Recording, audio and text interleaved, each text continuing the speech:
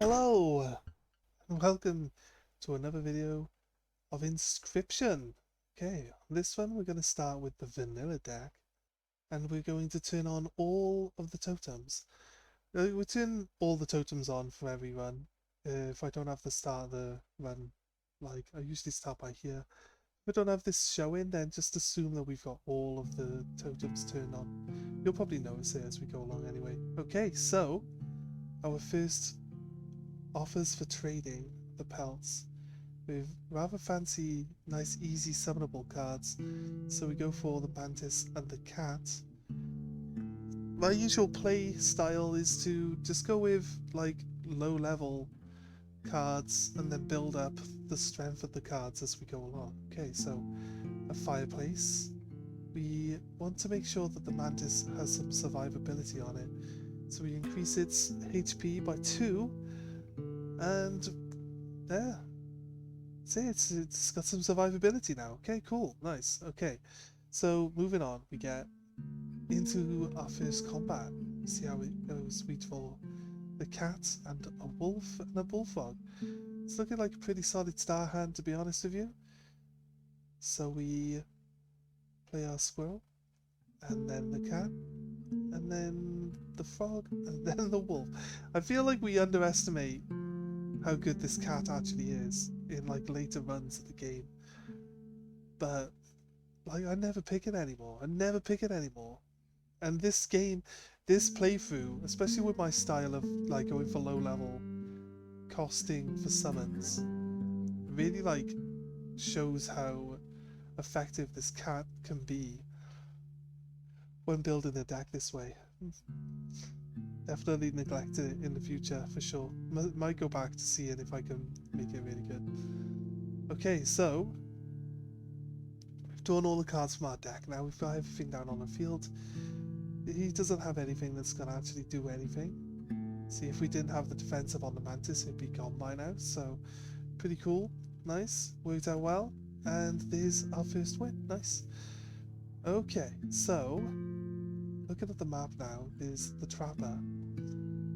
Would rather not gain random pelts as we go along. We don't have enough coins to buy the knife, sadly.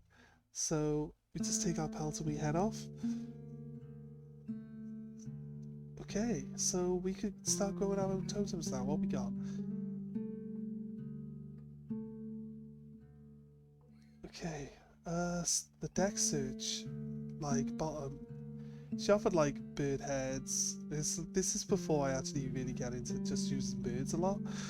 So the base definitely for searching your deck is definitely like the best choice, I believe. Okay, throw our mantis down and call it there.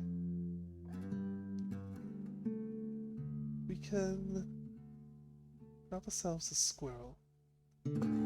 And then we want to play something down to try kill the ant, but the stone obviously isn't strong enough to kill the ant.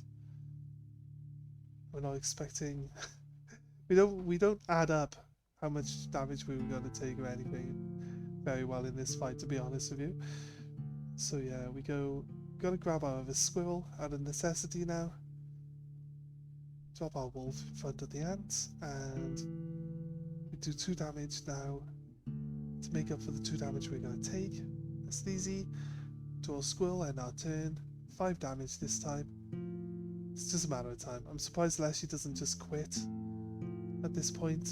He clearly has no more cards to come and is already outpowered by stuff he can't deal with. Normally he gives up to speed it along. Okay, so we decide we're going to go to the right, grab a card. It offers us another cat. But we need some extra damage in our deck, so an ant was chosen. Okay, offering us. We've got the bullfrog, so we attach the bullfrog, the lizard head. We don't actually have any birds, so we attach the lizard head to the deck searcher for now, and we hope that we come across another more useful totem in the future. something that's going to benefit us a bit more. Okay, so grab a squirrel and play our bullfrog. Let's just search our deck now. We grab the mantis and then we just trade it out straight away for the mantis. Right, here we go. Okay, so it's going to be 2 ants and a bee on this turn now. Okay, don't really have much ability. The bee being by the mantis was good because that saves us a bit of hassle, but it means that we're not actually blocking any of the damage now. We can place our 2 squirrels and get the wolf down. Put it in front of the worker ant, it kills both of them. Actually, that's what we hope, but the mantis obviously kills it before the wolf has a go. So it doesn't really do what we want it to. It does attack directly and keep us alive a little longer. But then the wolf gets wiped. You know what? You know what? It's not always so easy to do, is it? Okay, we work out that we need to pull our tooth. And we say we're going to block the ant with the squirrel, but we forget to put the ant down.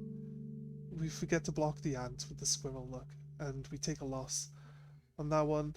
Unfortunate. It's not really what we were planning. We're like talking, we're like, well, we could put this squirrel down in front of the ant, block the damage, and we get it from there then. Nice and easy. Okay, the cockroach, the cucaracha, nice. Perfect. And then a merge following straight after. So we go for the merge. We have an idea of throwing the cockroach on the ant. For some reason we seem to believe that normal worker ants duplicate themselves. Which, like, as soon as we finish merging it, we're like, oh wait, no, it doesn't merge. It doesn't do that, does it?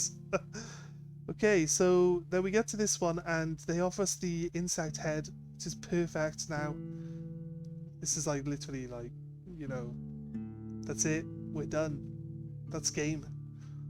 That's a god tier totem for us right there. Especially now we have 1 ant, you know? 1 ant is more than enough. Okay, first boss is the angler, and he is not happy. So, we drew the cat, the worker ant, and a wolf, and a squirrel, obviously. On turn 1, you always get a squirrel. So that's pretty cool, it's pretty cool. So we trade squirrel for the cat, place the cat for the ant, grab a mantis from our deck. We can then trade... We can trade both for the wolf. We play the mantis. Okay. Not quite sure what my plan is. We're gonna put the wolf in. We don't really want to block all the spaces. We're not very good at not blocking all the spaces. The wolf would have been a much better choice. So we'd have been doing more damage faster. But he says he wants to steal our cat. We haven't really got our tactic for fighting the angler really like nailed down quite yet. So we place the frog so we get the win. And then we get 4 buckets, so we don't have any birds, right? So it's not really the best plan. It wasn't played the best way. It was a more efficient way of doing this. But what we know now is that we need to keep our mantis alive, which is fine because the bucket by the mantis can't get hit. We need to clear out some of the sharks, but we can't kill the sharks in 1 turn. We just don't have the attack power for that. So our guys go down. Our ant comes back to our hand, which we can summon straight away. The cat is perfect now with no attack power. It just sits behind the bucket, letting us summon everything we want. Okay, so we get our wolf out over here. We can also play the ant again. Let's just search our deck, but we've already got every card out of the deck so far. And we take a win. Nice and easy. It's not too bad. Not too bad. Could have been easier. Could have been a bit smoother. But all in all, it's not a bad run. First boss down. And he rewards us with a mole man, mantis god, or special mantis god. Wasn't really like having any idea what this mantis god was. We did, my housemate's home at the time, he does look up the purpose of this extra symbol, which I've never actually come across again in the game. I think we have boss phase turned off in the next one, don't we? Okay, we had an ant on offer, but we took the raven egg. To be honest with you, the ant would have been a much better choice. But we actually used the raven egg. You now see that we get 2 raven eggs in our deck. We sacrificed the bullfrog for 1 bone token. Not that we need any bone tokens right now. But now we have 2 ants. You see, and now we're confused. We're like, wait, it's got a red symbol, and we have 2 ants now. It's 2 seconds ago we had 2 ravens, so I don't know what's going on. So I thought I'd leave this bit in, so you guys can see my confusion. Yeah, we got another totem fight. We'd surprisingly go on the path that has all of the hardest fights on it. But we're fine with that. It's all good with us. So we got a squirrel, we got our cat, we got the raven egg, drop it down. Then we contemplate whether or not we need the wolf in, which we probably don't. And there we go. Our raven versus their raven now. It's equal damage. Grab a squirrel, play the squirrel, and get the wolf out. One of them is going to jump in front. Oh, the wolf changes into the Ijirak? Not quite sure. Not quite sure how you say that, but it's a very nice card indeed. Like 4 damage, and it can't be attacked. Super sweet. Anyway, we know that we just need to end our turn. We grab a wolf, and we just end our turn. There we go. It's a definite win. 6 damage there. It took us longer than we needed to actually take to do that one, to be honest with you, but hey, that's the way it is sometimes, right? Gotta make sure you're doing all the right stuff. Okay, so we have a 1 blood, 2 blood, and a bone token. Like I said, at this early stages, we're obsessed with just taking low-level creatures. Very rarely do we build decks that can summon things more than the lowest level stuff. We take a squirrel, and we grab the black goat. So, you know, we might have something that we can't summon show up in our hand at some point in time, so black goat's helpful. Here, the mantis, the wolf, and our ant. There we go. Look, see, now we got a few insects that we always seem to draw. The low-level cards are coming into play very nicely now. We can play our ant. Should grab the cat. We can replace the ant with the cat, and then resummon the ant to grab something else from our deck as well. There we go. We can also play the mantis, grab the elk. We can also play... We need to play something to block the cuckoo from blocking us ourselves. So we... trying to work out what one of the best choices. Go with the raven egg. There we go. Nice. And we do a bit of damage. We get ahead. And they knock us back to where we were. That's fine. But we've got the upgraded raven now. And 2 wolves in our hand. Oh, one of them has to be a weird creature that isn't what it's supposed to be, right? So currently our ants only have 1 damage. So we can replace them. And we find the hidden beast again. Nice. An upgrade of 1 damage. And a guaranteed win this turn. Nice and easy, look at that. It's coming along fairly well, this deck, to be honest with you. It's looking pretty good. So we get offered a ringworm, bloodhound, or the wolf. We take the ringworm. We have plans of using it in a fireplace. And we have a choice of duplication. I think the best choice is always going to be the workaround, right? With the unkillable symbol and the combination with the cat, allowing us to just constantly summon them to add things to our hand, and then we could add the second ant now and then just replace each other until we do our whole deck, basically. It's not too bad. Okay, we have our squirrel, and we put the elk fawn down in this space here specifically. It's going to move across and block some damage is what I'm expecting. But it doesn't really block any damage. It moves out of the way of taking damage, actually, is what we planned on doing.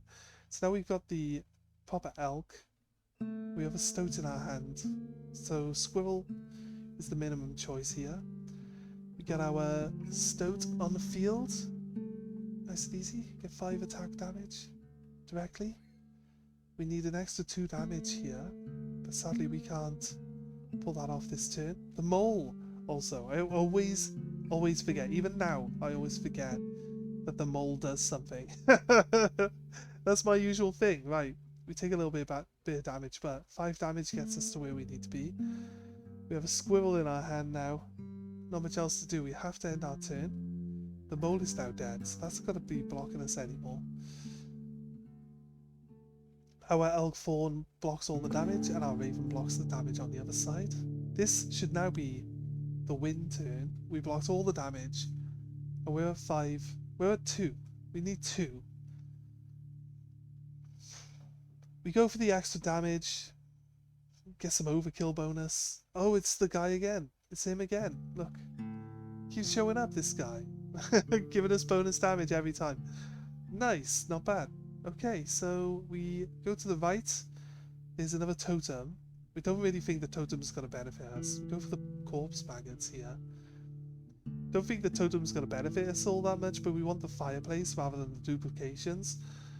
And we didn't really have anything we wanted to merge at the time, so... Right, we take the winged body. And then we think that we can make 2 totems, but obviously we find out we can't. And, yep, we just stick with the bug searching ability that we got. It proves to be the strongest thing in this deck, basically, now. We got an ant with unkillable and a cat that lets us summon as many ants as we want. Try and get rid of this ringworm now. No such luck, but a 5 defense ringworm. I suppose it's not too bad. I don't think we ever actually bother using it, to be honest with you, but it's there. It's there if we need it. And that's all that matters, right? It's a decent backup plan when it comes down to it. The Prospector now. It can be a fairly tough fight if you don't know... If you don't have cards that let you get through like the bare minimum of this level. Realistically, we should just play... We could play our wolf on the left to block, to kill the mule, and take some damage from the coyote. But we place it, or we could play him on the right to do some damage directly. We place the elk fawn in. We're going to do 4 damage and move over. The coyote doesn't do any damage here. But ultimately, we could have summoned the wolf on the second turn to kill the coyote now, and then the adder would have been like not in front of our wolf to kill our wolf immediately. So no such luck getting through the first bit here as like efficiently as we could. Our corpse maggot jumps to the field, and again another corpse maggot. Here's the thing, like that corpse maggot would still act like a corpse maggot in our hand, but then it would change into the other monster when it jumps to the field. So that's actually pretty good combo right there. Grabbing it as the corpse maggots would have been very helpful. As you see, we didn't grab it.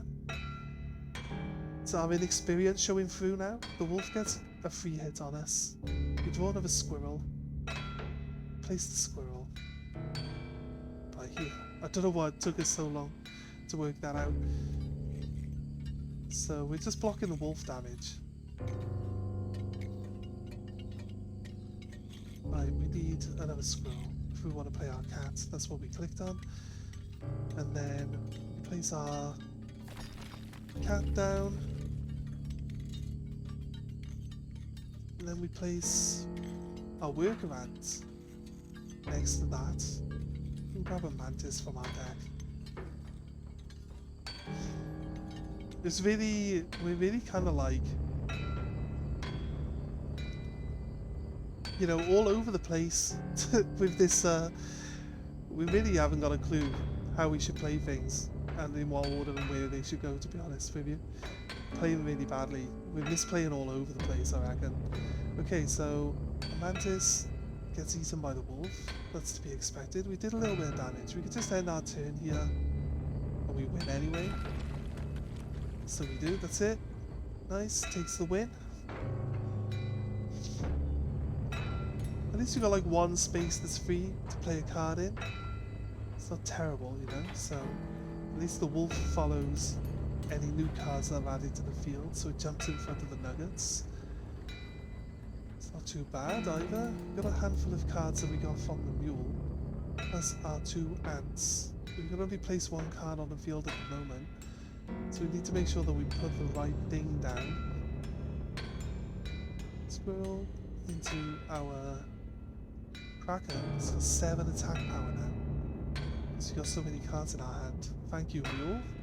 Really, really appreciate that. Okay, we grab any card. Doesn't really matter what we get at this point in time. We got enough squirrels in our hand already anyway. We get to send our turn.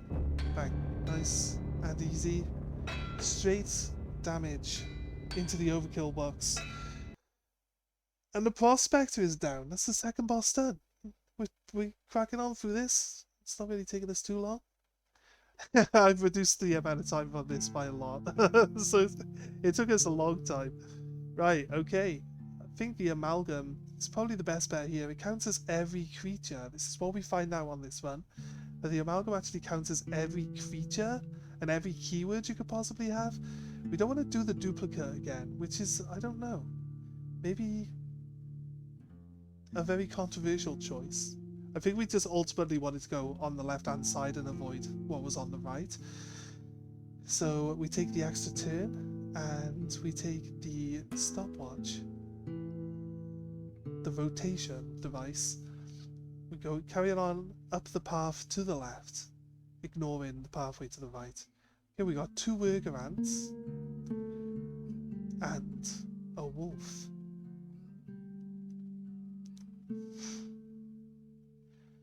So we place the squirrel for our worker ant, grab our cat, replace the worker ant with the cat, play the worker ant, grab our amalgam, looks good, and then place the worker ant again. There's a 3rd worker ant in our deck now, right? So we grab the 3rd worker ant. There's also 2 mantises in there. Like, there shouldn't be 3 worker ants in our deck. See, this is very strange. But when we play it, it's not the extra beast. And now there's 2 amalgams in our deck, which we don't have. And there's also 2 mantises in our deck, which we don't have. This is very strange indeed, right? This is mind-blowing. We keep gaining creatures that we don't actually own. And it allows us to summon them like normally. It's very strange. Like, if you can remember where this extra 3rd ant comes from, then you're definitely doing better at this than I am. Okay, we decide to buy a golden pelt. We know that the last boss to come is the trader.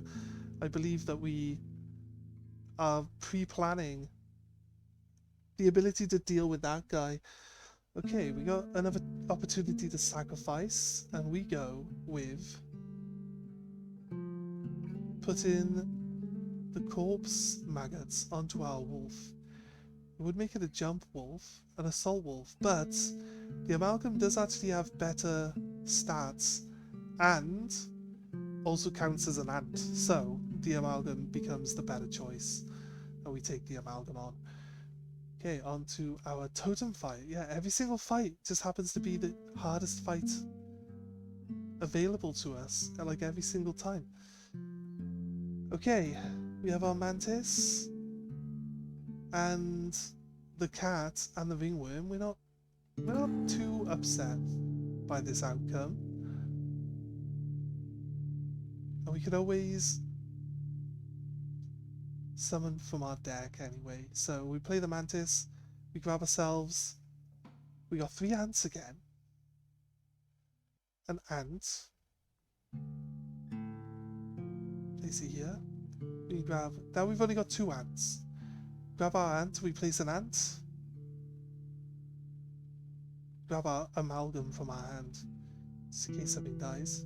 And then we can sacrifice the mantis out for the amalgam. It's a 1-turn win now. Now there are 2 mantises back in our deck. I know the guy disguises himself as another card, but it disguised himself as the ant. And then we took the ant, and then we played the ant, and he was still an ant. So then a different card was available in our deck. So it's very strange. Very, very weird. I don't know what's going on with this. There's something weird happening. If anyone knows if it's a bug or a glitch or something, just let us know in the comments, man. Right, we take a queen ant because, you know, the ants are starting to build up now. It's getting very, very, very, very helpful for us on this. I think we actually do have 2 mantises at this point. We did take a second mantis earlier, right? I believe. So, yep, okay, right. We can merge the 2 manti together. It's got a 2/4 then. It's not too bad, as all things go. We didn't build it into a 1-turn kill card though, that's the thing. Normally we try to make like the mantis or something like that go into a 1-turn kill card. So if you ever pull it, you know that you just got an easy win right at the start. So we got a squirrel, we got our cats, and we got the amalgam. So we got a salt amalgam. Gonna kill our squirrel, get our amalgam immediately to the field, and let's just search our deck. Let's grab our ants and start our turn with a squirrel. Now we play with the cat. It's definitely the right choice. Just choosing where to put it. Then we can play the ant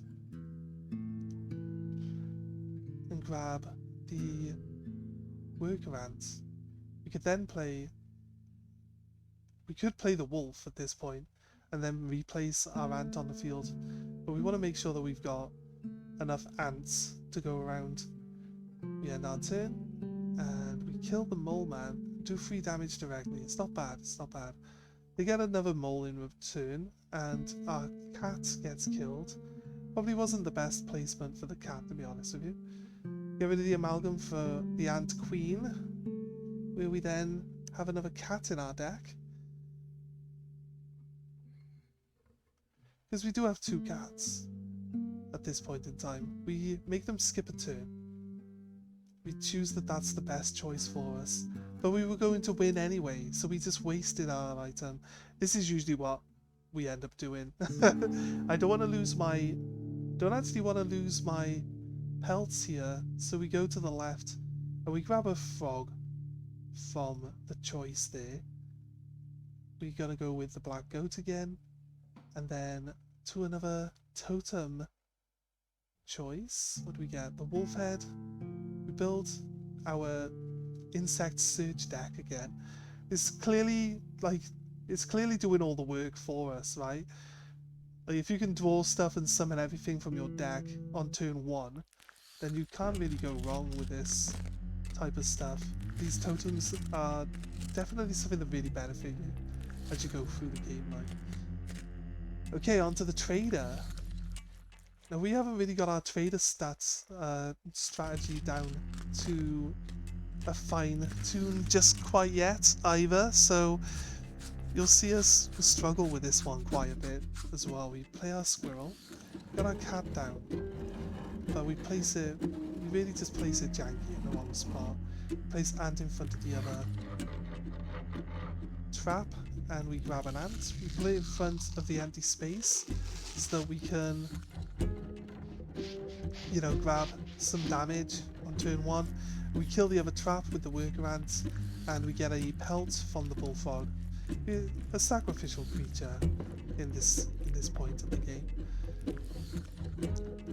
We never pay attention to what sigils the opponents get on their towers, like, and they've got the evolving traps, which is like a horrible sigil to have to deal with. But we power through. Let's get our worker ants down, double worker ants again. Let's grab from our deck. The amalgam, okay.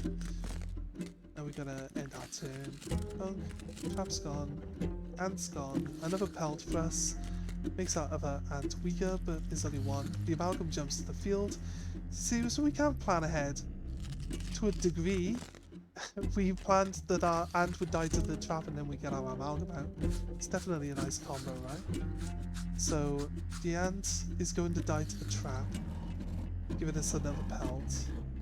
So, we can place with an ant, grab the mantis. So we decided at one point in time that because it's a mantis, that it actually has the word ant in the name and should count towards being an ant on the field, but that's not something that the card... That's not an interaction that actually works with the card itself, right? So, yeah, it's not a thing. Either way. It would be funny though, right? We grab another ant from our deck. Feel like we're just always adding ants to our hand, but never actually really running out of ants anyway. Look, we've got, like, 2 ants in our hand, 1 ant on the field. Like, how many ants do we have at this point? Only 2. So one of these ants isn't supposed to be an ant. Our usual tactic is that we take the entire front row and then just do 1 turn's worth of damage to make it nice and easy for us. Okay, we draw a squirrel because we've got a lack of squirrels in our deck. We do have the smoke though. I think we do a bunch of janky moves here now for no reason. We already had enough damage to win.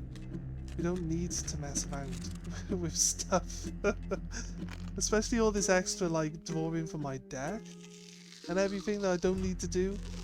Okay, we can play the smoke and trying to get as much damage as possible. So we drop this one in. We're on 3-2-3-3. It's a nice easy win. We're looking for overkill damage, so we just keep going, right? We've got workarounds. We've replaced the mantis with it. It's 4-4-3-4 now. And I think, like, we know, pretty sure that it's just generally the last of it. See, there's a second amalgam now. When we just picked up the 3rd ant from our deck, right, the one that shouldn't exist. And then there's a second amalgam in our deck, which also shouldn't exist. But either way, we do 12 damage. We decide to start ignoring this thing from happening. It's like, why do we keep gaining extra cards all the time that shouldn't be there? Are they like not going to the graveyard, but going back to the deck instead? That's a bit weird, but this kind of explains how we keep getting more of them. Okay, choice of an amalgam. Now you see we'll actually have a second amalgam in our deck now. There we go. It's not got a glyph on it though, a sigil, so it's not the maximum like type of beast it could be. So we go for the merge.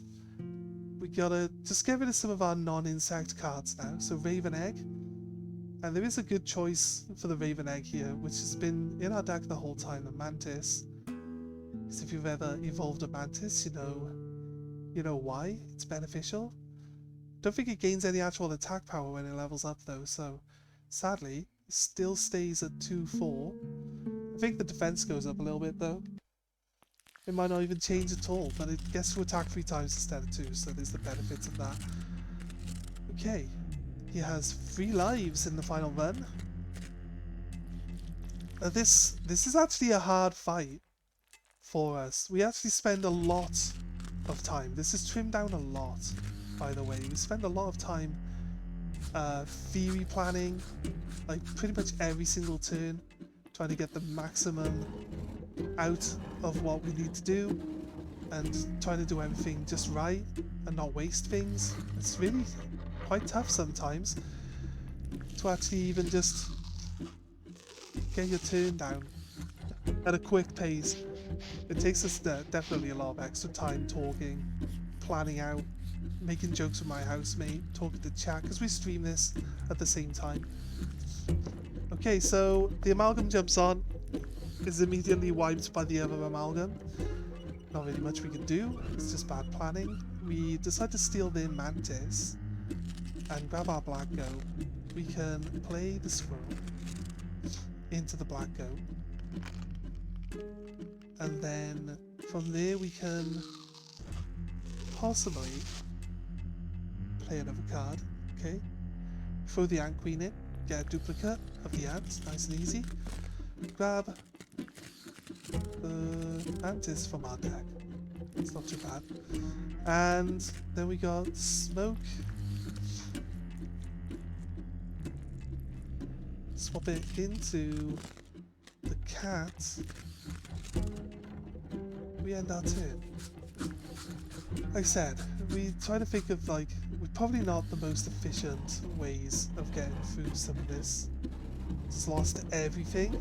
And he's going to steal our ant queen if we don't do something else about it. So we have swap a squirrel for the ant, and grab from our deck the other mantis, I believe, yes.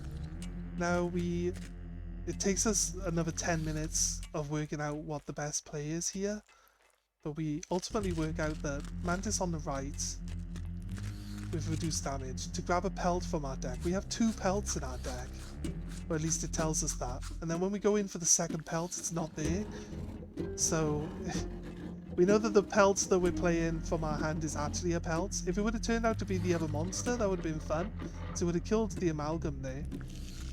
Right, he stole the pelt anyway. The pelt goes on his side of the field. Benefits us massively, to be honest with you. The mantis god has now appeared. We play squirrel on the left. We grab another ant and grab from our deck an ant.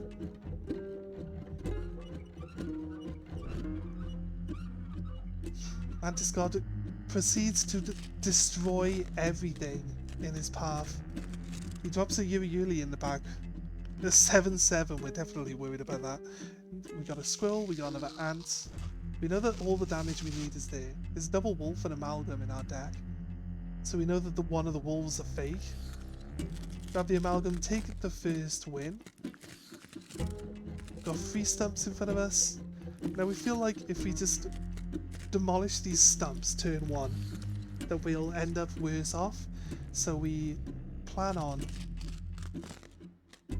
just not destroying these stumps straight away, right? We take our turn, kills the stump, kills the amalgam, grabs a pelt, drops the wolf. Now the trade is happening. This is the first time really that we've not just like beaten him instantly and actually had to think about the strategy. He still gets his turn after we trade, which is kind of annoying because we weren't expecting it. And we got our 2 ants. We got a wolf cub, which we picked up. Just a dive wolf. Dive wolf isn't too bad actually. It looks pretty good. We're gonna add the golden pelt to our hand, and we have a stump. And we can play the amalgam for the ants to grab. There's another amalgam now. Again. There's like 3 amalgams we've gone through now. Place our golden pelt to block the damage. Ant does some extra damage. Mantis god, and then our ant goes for the kill. Goes for the jugular. Okay, now he drops the moon.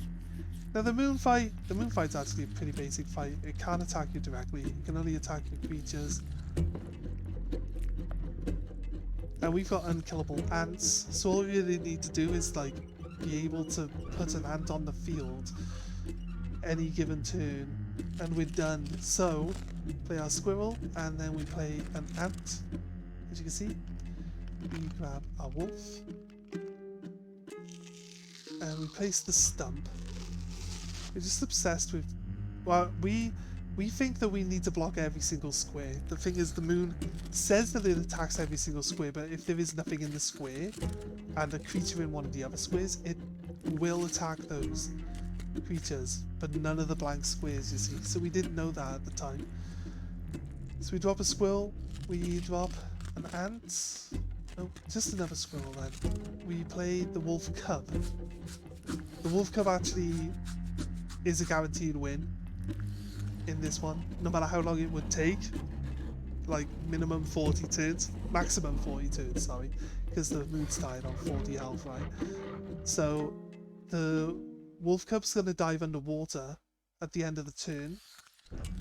Then the moon can't attack it because it's not there. But there is a creature on the field, so the moon can't attack directly and also can't attack our creature. So basically any sort of dive creature against the moon is like an instant win. Or at least I haven't noticed any way of it not working. Okay, we swap our ant out for another ant, but then it's only got 1 HP and we want our ant to stay alive. So our plan is that with every turn we just replace our 1 health ant with the 1 health ant and then jump the 2 health ants back in, but just replacing an ant with an ant with an ant. And then yeah, we just beat the boss, get some extra damage down if we can, but we got no squirrels left. So just end our turn. And there's no cards to look for, starvation doesn't happen, we end our turn, and there's the win. Nice, it was fun. It was a fun deck. Okay, so thanks for joining us today, guys. And if you're interested in watching another video, there's the one on the left, which has something happen in it, and then there's the one on the right, which also has something happen in it. Have a nice day.